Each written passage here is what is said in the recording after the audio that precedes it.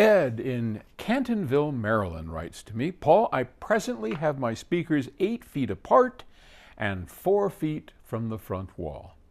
I notice that lots of setups I have seen are more distant than what the rule of thirds states.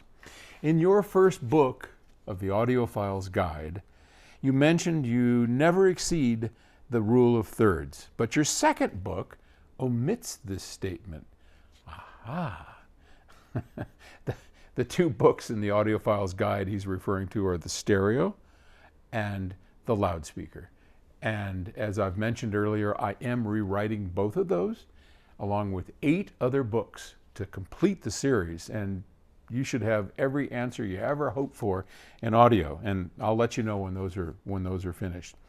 I am currently using the ELAC Unify 26 speakers with a Denon stereo receiver through an Emotiva Bass X amp. I am 94 years old. Yes, my hearing is shot, but I still love my music. Good job. I am a ham from way back. My station is no longer active, but I still have my license. Wow. I would like to try 5 feet, but don't want to move my speakers if that test will harm my gear. Please help me make the best choice. Okay. Well, you're not going to harm your gear. And I would encourage you to try it. I'm at 94 years old. It's probably hard to move them speakers. But yeah, there's nothing wrong with that. So the rule of thirds, for those of you that don't know, is in a typical room, like look here. Look at this typical room.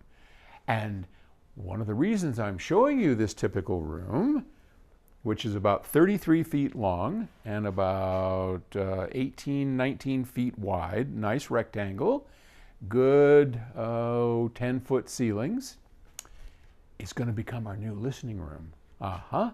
And we're going to call it the Listening Lab. And I am super excited about it. Yep. For those of you that have been here on the tour and you know music rooms 2 and 3 upstairs, we are converting those into the new Octave studios, and we're putting the Listening Lab, our new listening room, down here. One of the reasons we're doing that is because this has a solid cement floor.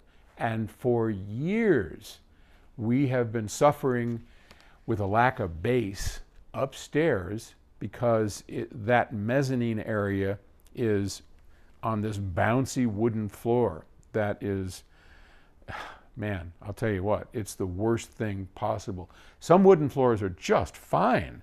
They're anchored really well and they don't flap up and down and absorb all that bass energy. If you're down below Music Room 3 in where we have a part storage, the bass is all down there. It's like, oh, all that bass, it's just wasted.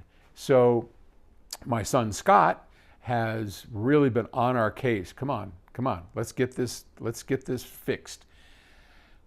So a lot of negotiating because this used to be the tool room.